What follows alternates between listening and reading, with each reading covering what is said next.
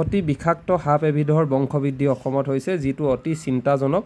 কাৰণ এই সাপবিধ দেখাত একেবাৰে অজগৰৰ দৰে, আৰু মানুহে যদি দেখে তেনেহ'লে ভাবিব এইটো অজগৰ সাপ, আৰু এইদৰে ইগন'ৰ কৰোঁতে কিন্তু এই সাপটোৱে যদি দংশন কৰে তেনেহ'লে আপুনি চিকিৎসালয়ো নাপাবগৈ, ইমানেই তাৰ বিষটো ফাষ্ট হয়। আৰু এই সাপবিধৰ নাম হৈছে ৰাছেল ভাইপাৰ।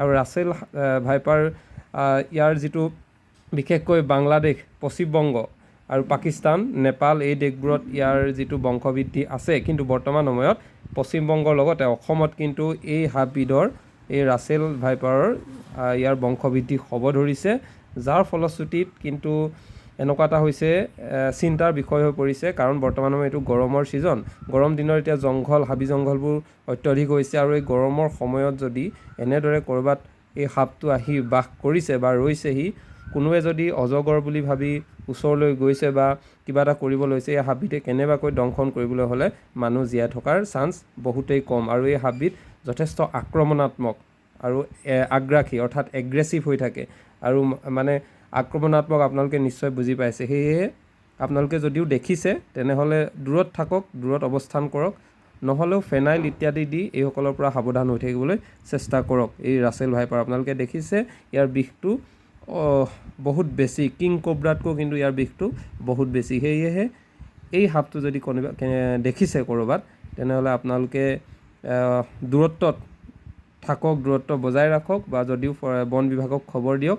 আৰু অসমত কিন্তু ইয়াৰ বংশবৃদ্ধি হৈছে। বঙাইগাঁৱত ইয়াৰ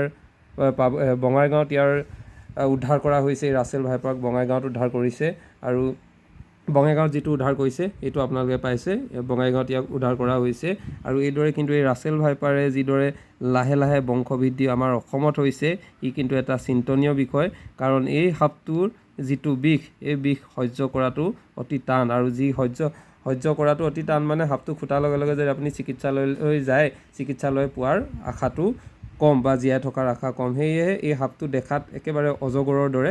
আপোনালোকে দেখিলেই কোনোবাই অজগৰ বা ধোঁৱা সাপ বুলি ভাবি কিন্তু আপোনালোকে ইগন'ৰ নকৰিব বা ওচৰলৈ নাযাব ভুলতো।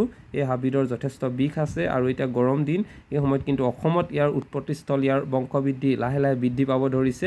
আৰু বৃদ্ধি পোৱাৰ লগে লগে কিন্তু ই আমাৰ জীৱনলৈ বিপদ কঢ়িয়াই আনিব পাৰে। আৰু ইয়াৰ যিটো মই আপোনালোকক কৈছিলোঁ, ইয়াত বিশেষকৈ ইণ্ডিয়া, শ্ৰীলংকা, বাংলাদেশ, নেপাল আৰু পাকিস্তানত ইয়াক বিশেষকৈ পোৱা যায়। আৰু এতিয়া কিন্তু অসমত ইয়াৰ যিটো বংশবৃদ্ধি, লাহে লাহে ইয়াৰ বংশবৃদ্ধি অসমত হ'বলৈ ধৰিছে।